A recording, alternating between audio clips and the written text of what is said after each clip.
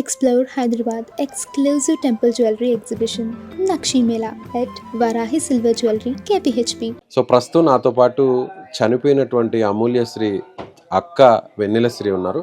ఆమెతో కూడా మాట్లాడదాం. అసలు తను ఏమన్నా తనతో షేర్ చేసుకుందా, అవమానాన్ని తట్టుకోలేక ఏ విధంగా బాధపడేదో తెలుసుకుంది. ఏం జరిగిందమ్మా, అసలు ఏం చెప్పేది, తను ఎందుకు అంత అఘాయిత్యం చేసుకోవాల్సిన పని? తన ఫుటేజ్ తీసుకున్నాక తనకి ఎక్కడెక్కడో కలిసి ఫుటేజ్ని చూపిస్తా, ఇంట్లో చూపిస్తా, నా మీద పెట్టిన కేసు నువ్వు తీసేసేయాలి, నాకు జాబులు ఎక్కడ రావట్లేదు, నీ కేసుల వల్ల నాకు ఎక్కడ జాబ్ వచ్చినా కూడా నాకు కేసు చూపిస్తున్నారు, నువ్వు కేసు తీస్తావా నేను చంపేయాలా, లేదంటే నీ ఫుటేజ్ ఇన్స్టాగ్రామ్లో అప్లోడ్ చేస్తా, అందరికీ వైరల్ చేస్తా, ఇన్స్టాగ్రామ్ వాట్సాప్ అందరికీ పంపించేస్తాను, లేదంటే నువ్వు చచ్చిపో అని హరాజ్ చేసి 6 months బ్యాక్ చెప్పింది. ఇంట్లో చెప్పేసరికి ఇంట్లో వచ్చి చెప్పింది, నాకు కూడా షేర్ చేసుకుని నాతోటి ఏడ్చింది చాలాసేపు. పోయి పిఎస్లో కంప్లైంట్ ఇచ్చాం. ఏమని చెప్పింది, ఏమని బాధపడింది మీతో చెప్పడం? అక్క నాకు ఇట్లా చేస్తున్నారు అక్క, నాకు ఉండబుద్ధి అవ్వట్లేదు, చనిపోతా నేను, కొద్దు ఈ లైఫ్ ఇట్లా అయింది అక్క, మ్యారేజ్ వచ్చినా కూడా బయట బాగుండదు, ఇలాంటివి నాకు ఎక్కడ సంబంధాలు వచ్చినా ఇట్లా చేస్తా అంటున్నాడంట అక్క, నేను ఉండను ఇక్కడ, నాకు ఉండబుద్ధి అవ్వట్లేదు, నేను ఎక్కడైనా బయటికి వెళ్ళిపోదామని చెప్పింది. లేదు మనం పిఎస్లో కంప్లైంట్ ఇద్దాం, ఏమన్నా న్యాయం జరుగుతుంది, మనం కంప్లైంట్ ఇద్దామని చెప్పి కంప్లైంట్ ఇచ్చాం. వెళ్ళి సాయికృష్ణ సంథింగ్ ఎవరో సిఐ ఉండే, సో తన నుండి కంప్లైంట్ ఇస్తే మీ ఇజ్జత్ మీరే తీసుకుంటారా అని చెప్పిండట. నేను కాలేజ్కి వెళ్తా డైలీ, మీ ఇజ్జత్ మీరే తీసుకుంటారా అని చెప్పాడంట. మళ్ళీ ఇంటికి వచ్చి నేను కేసు ఇచ్చినా కూడా తీసుకోలే, వద్దనిలే తీసుకోలే, మేమే వాళ్ళ మీద అటాక్ చేయడానికి వెళ్ళామని చెప్పి వాళ్ళు కేసుని టేక్ ఓవర్ చేసుకొని మా కేసు క్లోజ్ చేసేసారు. మా కేసు క్లోజ్ చేసేసి మా చెల్లి బాగా ఏడ్చింది ఇంటికి వచ్చి. మళ్ళీ పిఎస్కి వెళ్ళాం, ఎందుకు కేసు తీసుకోవట్లేదు, మా చెల్లికి మళ్ళీ కోర్టు నుంచి కాల్ వచ్చింది, నీకు కోర్టు ఉందమ్మా, మీరు కోర్టుకి రావాలి, మీ మీద ఇట్లా పవన్ రమేష్ మీ మీద తిరిగి కేసు పెట్టారా? మా మీద మళ్ళీ ఏమని పెట్టారు? ఇప్పుడు అన్యాయం జరిగింది మీకు, మేము కొట్టామని చెప్పి కేసు పెట్టారు. ఆ టైంలో నేను కాలేజ్, నేను మమ్మీ చెల్లి కొట్టామని చెప్పి కేసు పెట్టారంట వీళ్ళని, మా పక్కింటి వాళ్ళని. ఎవరైతే ఆ వీడియో షూట్ చేశారో తను మా చెల్లి వెళ్ళి చూసేలోపు తను పారిపోయింది ఇక్కడ నుంచి. ఈవినింగ్ మా చెల్లి కాల్ చేసి ఏడ్చింది, అక్క నాకు ఇట్లా అయింది అని చెప్పి. నేను కాలేజ్లో ఉన్నా, కాలేజ్లో ఫోన్ చేసి ఏడ్చింది. అయితే నేను సాయంత్రం వచ్చి మాట్లాడతాను. మమ్మీ ఏమో వర్ధమాన్ కాలేజ్లో ఉంటుంది, వర్ధమాన్ కాలేజ్లో కొంచెం మొత్తం ఫ్లోర్ని చూసుకుంటుంది, ఫ్లోర్ అక్కడ పనిచేస్తూ ఉంటుంది. అక్కడ కాల్ వచ్చింది, మమ్మీకి కాల్ వచ్చి, మమ్మీ పోలీస్ వాళ్ళకి కాల్ చేసి చెప్పింది ఇట్లా ఉందంట సార్ అంటే కూడా రాలే, పోలీస్ వాళ్ళు రాలేదు. మళ్ళీ ఈవినింగ్ మేము వచ్చాము, అడిగాము ఎందుకు ఇట్లా చేస్తున్నారు మీరు అని చెప్పి, కంప్లైంట్ ఎందుకు ఇవ్వడం లే అని అడిగితే మేమే కొట్టామని చెప్పి పిఎస్లో కంప్లైంట్ ఇచ్చారు. ఇప్పుడు అన్యాయం జరిగింది మీకు, ఆడవాళ్ళు పోలీసులు మీ వైపు ఉండకుండా అటువైపు ఎందుకున్నారు? అంటే మీదేమన్నా మిస్టేక్ ఏమన్నా ఉందా? ఏం లేదు సార్, మేము పిఎస్లో కంప్లైంట్ ఇచ్చాం, మేము పిఎస్లో కంప్లైంట్ కూడా ఇచ్చాం, మాది తీసుకోకుండా వీళ్ళదే టేక్ ఓవర్ చేస్తారు. ఎప్పుడు మీరు అడగలేదా మరి? అడిగాం సార్, గట్టిగా అడిగినందుకే మా చెల్లికి లేడీ కానిస్టేబుల్, ఆమె పేరు సంథింగ్ ఏమో ఉంది, అరుణ లేడీ కానిస్టేబుల్, తను కొట్టడానికి వెళ్ళింది. సాయికృష్ణ సిఐకి అడిగింది మా చెల్లి, నా కేసు తీసుకోకుండా తన కేసు ఎట్లా తీసుకుంటారు మీరు, నేను ఒక ఆడపిల్ల, నేను అన్యాయం అయిపోతున్నా కూడా మీకు పట్టింపు లేదా సంథింగ్ అడిగితే ఇట్లా లేడీ కానిస్టేబుల్ కొట్టడానికి వచ్చిందని చెప్పి మళ్ళీ ఈవినింగ్ వచ్చి ఇంట్లో బాధపడింది. ఇట్లా మళ్ళీ ఇట్లానే జరుగుతుంది, నేను కంప్లైంట్ ఏమి ఇవ్వనని చెప్పింది, చాలాసార్లు హరాజ్ చేస్తున్నా చెప్పి కూడా కంప్లైంట్ ఇచ్చాం, అయినా కూడా పట్టించుకోలేదు. లేదు చెల్లి మీదనే కంప్లైంట్ ఇచ్చేవాళ్ళు. మా చెల్లి డైలీ కోర్టుకి వెళ్ళేది, ఎప్పుడు పడితే అప్పుడు కోర్టుకి వెళ్ళేది, వీక్లీ వన్స్ అన్నా మంత్లీ వన్స్ వెళ్ళేది. ఎంతకాలం నుంచి జరుగుతుందమ్మా ఇలా? 2 years నుంచి, 2 ఏళ్ళు, ఒక 2 years నుంచి జరుగుతుంది సార్ ఇది. 2 years నుంచి మా చెల్లి ఇట్లా భరిస్తూ తట్టుకోలేక ఆత్మహత్య చేసుకుంది సార్. ఆత్మహత్య చేసుకునే ముందు లేఖ రాసిందంటారు. అవునవును, నాకు పోలీస్ వాళ్ళ మధ్యలో న్యాయం లేదు, నాలాంటి ఆడపిల్లలు ఎవరికి న్యాయం చేయరు, నేను బ్రతకను, నాకు బాగా ఇబ్బంది పెడుతున్నాడు, నేను ఉండను మమ్మీ సారీ అక్క అని రాసి వాళ్ళ ఫ్యామిలీకి వదలకండి, నాకు పోలీస్ వాళ్ళు న్యాయం చేయాలని చెప్పి రాసింది. ఉరి వేసుకొని కిచెన్లో మేము పండుకున్నాం. మేమిద్దరము మార్నింగ్ నుంచి ఈవినింగ్ వరకు బయటనే ఉన్నాము. ఈవినింగ్ టైంలో షాపింగ్కి వెళ్ళి ఇంటికి వచ్చాము.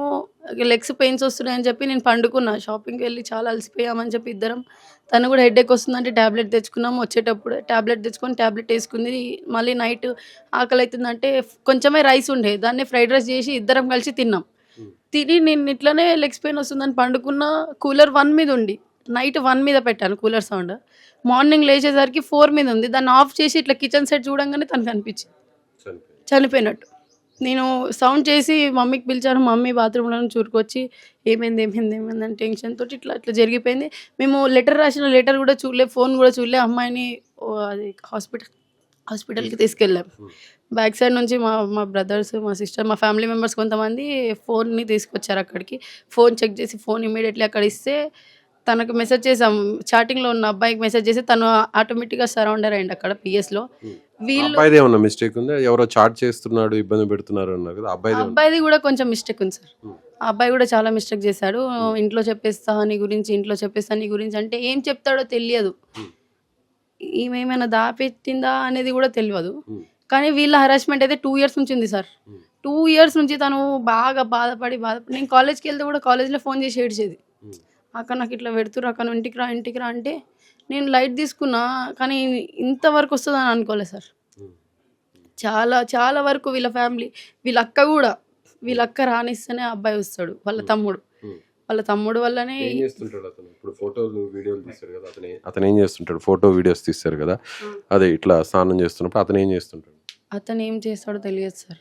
కానీ వాళ్ళు ఇక్కడ ల్యాండ్ తీసుకొని ఇల్లు కట్టించారు. మమ్మీ వాళ్ళకి ల్యాండ్ ఇప్పించింది. ఇక్కడ మేమే ఇప్పించాం తనకి ల్యాండ్. వాళ్ళు ఇల్లు కట్టిన కాడ నుంచి స్టార్ట్ సార్. అమ్మాయి ఇంట్లో ఉండి ఒకసారి నేను మా ఫ్రెండ్ మ్యారేజ్ ఉంటే హల్దీకి అని నైటే వెళ్ళిపోయాను.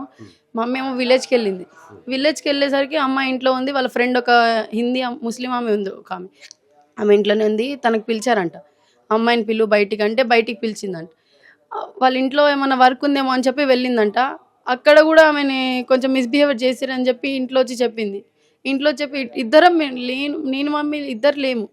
సో నువ్వు డైరెక్ట్ పిఎస్కి వెళ్ళంటే ఆమె డైరెక్ట్ పిఎస్కి వెళ్ళి కంప్లైంట్ ఇచ్చింది. ముస్లిం ఆమెతోటి ఒకసారి ఇన్వెస్టిగేషన్ చేయించుకున్నారు, మాట్లాడారు, అన్నీ చేశారు. అయినా కూడా పిఎస్లో కంప్లైంట్ తీసుకోలేదు. ఓన్లీ మాట్లాడుతున్నారు, పంపిస్తున్నారు. వీళ్ళ కేసు మాత్రం కంపల్సరీ తీసుకుంటున్నారు.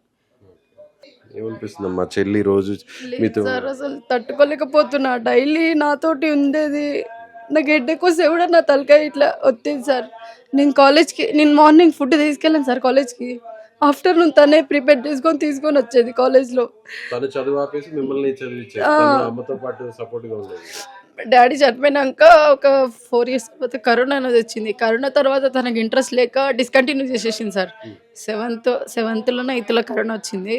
తర్వాత నేను 9th ఏం చదివాను, నాకు ఇంట్రెస్ట్ లేదు అది ఇది అని చెప్పింది. సరే నేను ఇష్టం అని చెప్తే ఇంకా బ్యాంగిల్ స్టోర్ వచ్చింది మాకు ఒకటి. బ్యాంగిల్ స్టోర్లో వర్క్ చేసుకునేది. ఫోన్ ఇప్పించినాం సార్ అప్పుడే. బ్యాంగిల్ స్టోర్లో ఏమైనా కావాలంటే ఫోటోలు అంటే రేటు బట్టి మమ్మీకి పంపిస్తే మమ్మీ చెప్తే దానికి కొంచెం తక్కువైనా ఎక్కువైనా చెప్తే అక్కడ అమ్మేది తను. అసలు తను లేదంటే తట్టుకోలేకపోతున్నా సార్. అసలు తట్టుకోలేకపోతున్నా. అసలు డైలీ నా పక్కన వచ్చి పండుకునేది, నాతోటి ఫన్నీగా ఆడుకునేది, కొట్టుకునేటోళ్ళం. సింగిల్గా మిగిలిపోయాను అనుకోలేదు.